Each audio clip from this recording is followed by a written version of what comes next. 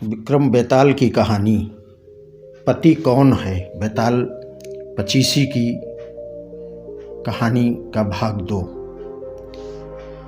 सालों पहले यमुना के किनारे धर्मस्थल नाम का एक नगर हुआ करता था।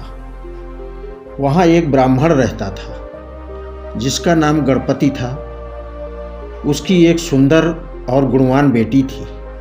जैसे ही उसकी शादी की उम्र हुई तो वो और उसका पूरा परिवार उसके लिए योग्य वर ढूंढने में लग गया। एक दिन ब्राह्मण किसी के घर पूजा करने के लिए गया और उसका बेटा भी पढ़ाई के लिए घर से बाहर चला गया। उस समय घर में ब्राह्मण की बेटी और उसकी पत्नी ही थी। उसी वक्त एक ब्राह्मण लड़का उसके घर आता है।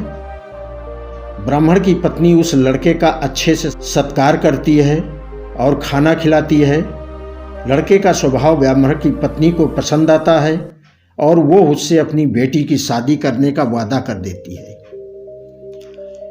उधर ब्राह्मण गणपति जिनके घर पूजा करने गया था, वहाँ भी वो एक ब्राह्मण लड़के से मिलता है और उससे अपनी बेटी की शादी करवाने का वचन दे देता है। ब्राह्मण का बेटा जहाँ पढ़ने गया था वो भी वहाँ एक लड़के से यही वादा कर देता है।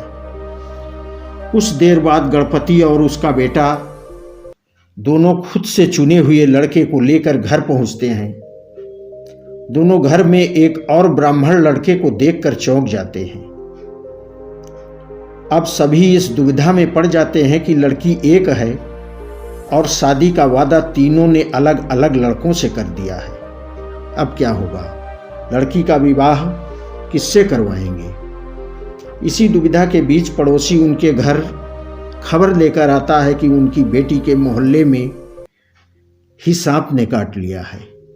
भागा भागा पूरा परिवार और तीनों ब्राह्मण लड़के लड़की के पास पहुंचते हैं, लेकिन तब तक लड़की की मौत हो जाती है। ये देखकर तीनों लड़के दुखी हो जाते हैं। कुछ देर बाद लड़की का परिवार और तीनों ब्राह्मण मिलकर उसका अंतिम संस्कार करते हैं।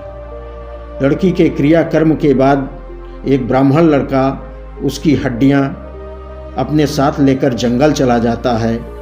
दूसरा उसकी राख को इकट्ठा करके पोटली में बांधकर उसी शमशान घाट में झोपड़ी बनाकर रहने लगता है। तीसरा शमशान घाट से निकलकर लड़की के गम में देश देश योगी बनकर घूमने लगता है। ऐसा होते होते कई साल गुजर गए। एक दिन अचानक योगी बनकर घूम रहा ब्राह्मण किसी तांत्रिक के घर पहुंच गया। ब्राह्मण को घर में देखकर तांत्रिक खुश हुआ और उसका सत्कार किया। तांत्रिक ने योगी से कुछ दिन अपने घर में ही रहने के लिए कहा। तांत्रिक की जिद देखकर योगी उनके घर में ही रुक गया। एक दिन तांत्रिक अपनी विद्या में बहुत लीन था और उसकी पत्नी सबके लिए खाना बना रही थी।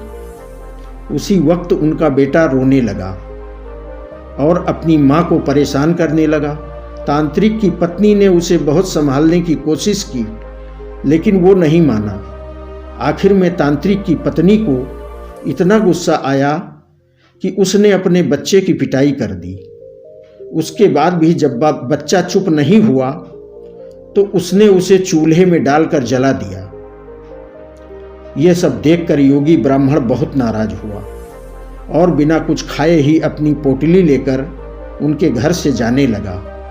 इतने में तांत्रिक आया और योगी से कहा, महाराज खाना तैयार है, आप इस तरह गुस्से में बिना खाए यहाँ से न जाएं। गुस्से में योगी ने कहा, मैं इस घर में 1 मिनट भी नहीं रुक सकता। जहाँ ऐसी राक्षसी होती है वहाँ मैं कैसे कुछ खा सकता हूँ। इतना सुनते ही तांत्रिक झट से चूल्हों के पास गया। झट से चूल्हे के पास जाता है और एक किताब से मंत्र पढ़कर अपने बेटे को जिंदा कर देता है। यह सब देखकर योगी हैरान रह जाता है। उसने सोचा कि अगर यह किताब मेरे हाथ लग जाए तो मैं अपनी पत्नी को भी जीवित कर सकता हूँ। योगी यह सोच ही रहा था कि उधर तांत्रिक बेटे को जीवित करने के बाद फिर से योगी से खाना खाने की आग्रह करता है। योगी खाना खाता है और वहीं रुक जाता है। अब योगी के दिमाग में बस यही चल रहा था कि बस वो किसी तरह से उस किताब को हासिल कर ले। सोचते सोचते रात हो गई। सब खाना खाकर सो जाते हैं। आधी रात को योगी उस मंत्र वाली किताब को लेकर तांत्रिक के घर से सीधे उस शमशान घाट पहुंचता है जहां ब्राह्मण की लड़की का अंतिम संस्कार किया गया था। वो सबसे पहले झोपड़ी बनाकर उसी जगह रह रहे ब्राह्मण को बुलाता है और उसे सारी कहानी सुनाता है। इसके बाद दोनों मिलकर फकीर बने ब्राह्मण को ढूंढते हैं। फकीर ब्राह्मण के मिलते ही योगी ब्राह्मण दोनों से कहता है कि लड़की की हड्डी और राख लेकर आओ, मैं उसे जिंदा करूंगा। दोनों ऐसा ही करते हैं। राख और हड्डी इकट्ठा करने के बाद लड़की को जलाई हुई जगह में योगी ब्राह्मण मंत्र पढ़ता है और लड़की जिंदा हो जाती है। यह देखकर तीनों ब्राह्मण खुश हो जाते हैं। इतनी कहानी सुनाकर बेताल चुप हो जाता है। कुछ देर के बाद वह राजा विक्रम से पूछता है, बताओ वो लड़की किसकी पत्नी हुई? विक्रमादित्य बेताल के दोबारा उड़ने के डर से जवाब नहीं देते हैं। गुस्से में बेताल कहता है, देखो अगर तुम जवाब पता होते हुए भी नहीं दोगे, मैं तुम्हारी गर्दन को काट दूंगा। जल्दी से जवाब दो। इतना सुनते ही राजा बोलते हैं, जो ब्राह्मण शमशान में कुटिया बनाकर रह रहा था वो उसकी पत्नी हुई। बेताल पूछता है, कैसे? तब विक्रमादित्य जवाब देते हैं, जो हड्डी चुनकर फकीर बन गया वो उसका बेटा हुआ। जिसने तांत्रिक विद्या से उसे जीवित किया वो उसके पिता समान हुआ, और जो उसकी राख के साथ जीवन जीने का फैसला किया वही उसका असली पति हुआ। जवाब सुनते ही बेताल ने कहा, राजन तुमने बिल्कुल सही उत्तर दिया है, लेकिन शर्त के मुताबिक तुम्हें मुंह नहीं खोलना था, इसलिए मैं दोबारा उड़ रहा हूं। इतना कहकर बेताल दोबारा घने जंगल के किसी पेड़ में जाकर लटक जाता है और राजा विक्रम उसे पकड़ने के लिए उसके पीछे भागने लगते हैं।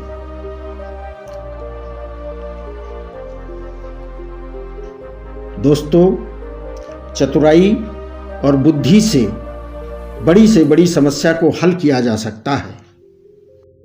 अगर यह कहानी आपको जरा से भी अच्छी लगी हो, इस वीडियो को लाइक करें और चैनल को सब्सक्राइब करके हमारा उत्साहवर्धन करें, क्योंकि आपका उत्साहवर्धन ही हमारी ताकत है।